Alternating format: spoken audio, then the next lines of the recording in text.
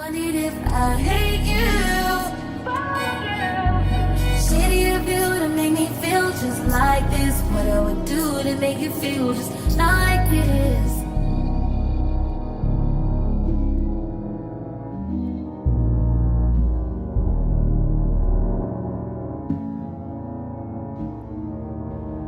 Hey y'all!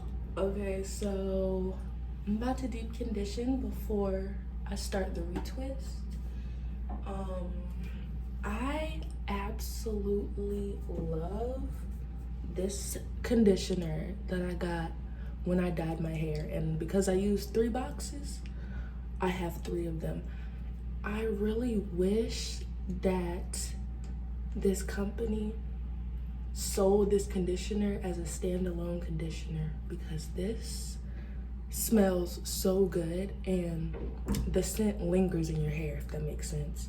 And you know, I'm always talking about, you know, like some fragrances are too much for me, it'll give me a headache. This is the type of scent where when it does linger, it doesn't bother me. So yeah, this is what I'll be using for my deep condition session. And I'm probably not gonna show that much of the deep conditioning because it only takes me like 5 minutes. So we're just going to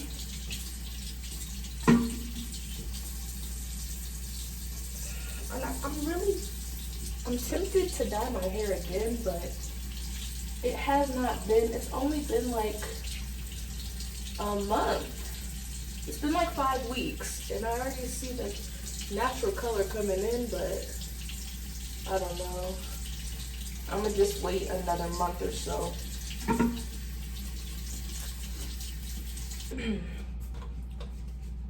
So I'm gonna split my hair into 4 sections. It's really easy to part my hair because the way that I started my locks, like there's a natural like parting. So I kind of just go along with that. And I don't know why I'm talking this much. This is not a tutorial. This is you watching me do what I do. So yeah, I pretty much have a lot of videos on how to deep condition, so I don't even know why I am proceeding to talk this much.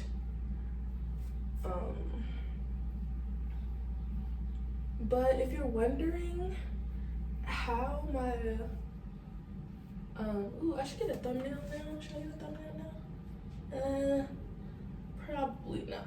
6 months? Like, when you say like 6 months, it can sound short or it can sound longer, like depending on the situation. But I was looking at my hair the other day and I was like, I remember week 2 when I was like, I look crazy, I look like a little boy, I don't like this.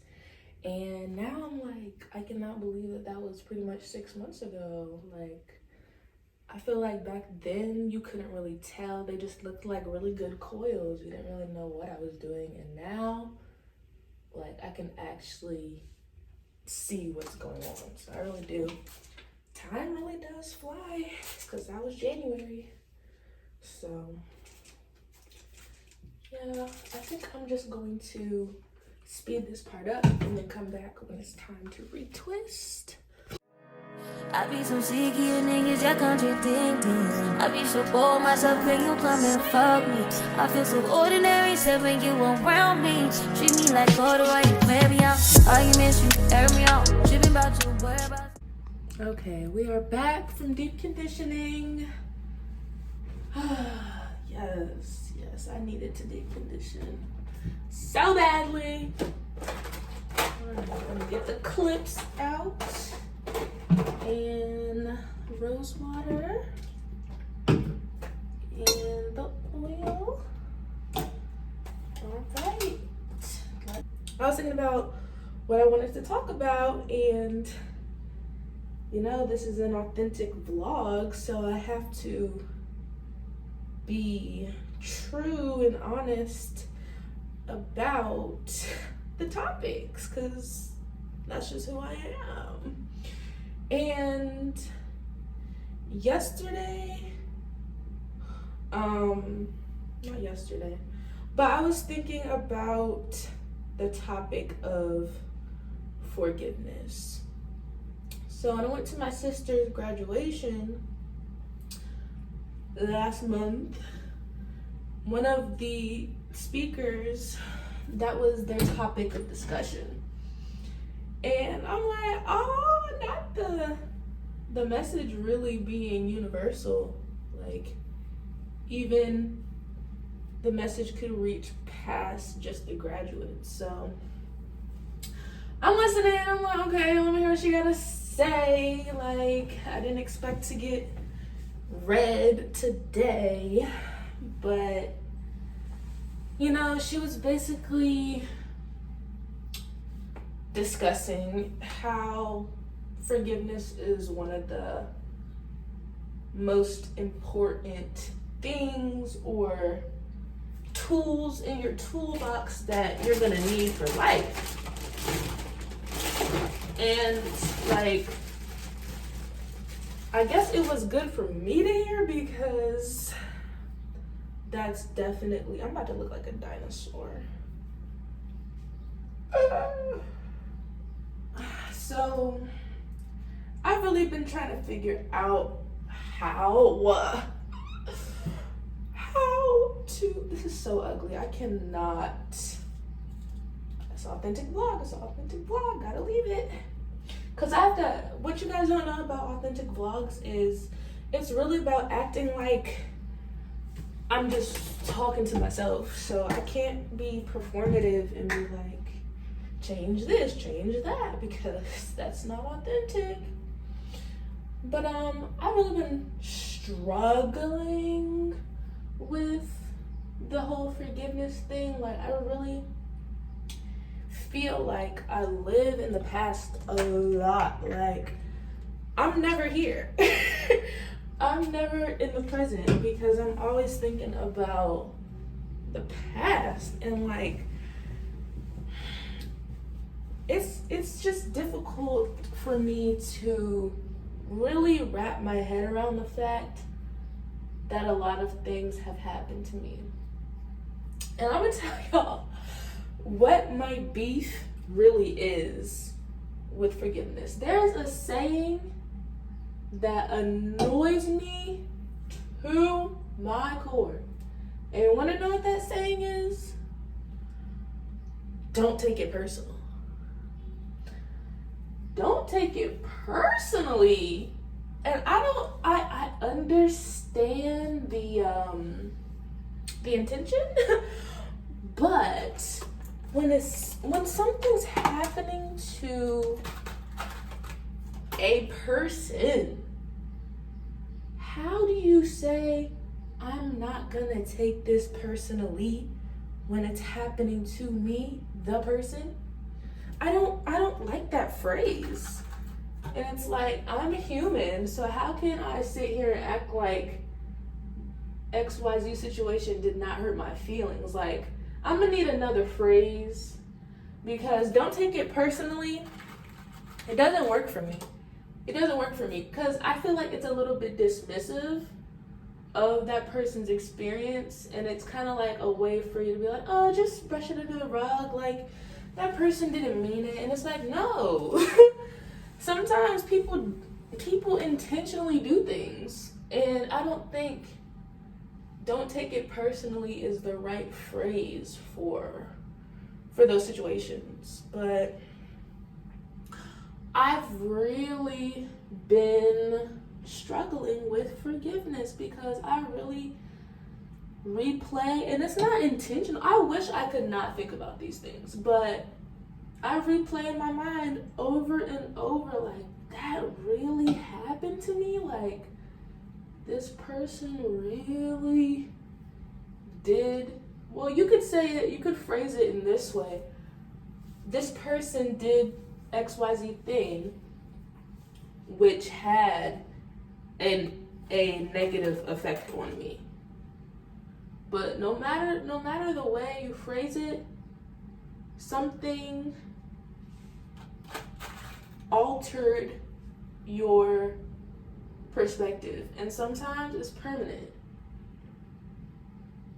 So yeah, the speaker was just talking about, like, this is really something that you're gonna have to do, and it doesn't, she was using the Bible. She was using the Bible to say, like, this person, God said, Jesus said, 707, And I feel like this is where, like, the tricky part comes in, because religion is used as a tool to allow people to go through mistreatment. And sometimes forgiveness means that person's going, forgiveness means that person's going to be out of your life. And that's the part that they don't want to talk about in the Bible, because the Bible definitely says love yourself. And how can you love yourself if you're allowing continuous mistreatment? Don't sound like love to me. So it's a very, very complicated topic, and it's something that I'm dealing with. Like, I'm gonna keep talking about it till I'm over it. But junior year, I feel like a lump in my throat, and I do not want to cry, but I feel like I'm gonna cry. And junior year, when I was moving out of that unhealthy living situation, I called the electric company and I said, hey, I'm moving out. The electric bill is in my name. I would like to cancel it under my name.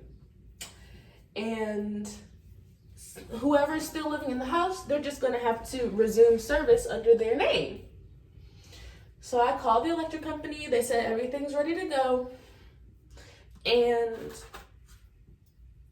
I thought nothing of it. I thought the situation was over and done with. I left all the group chats, was happy.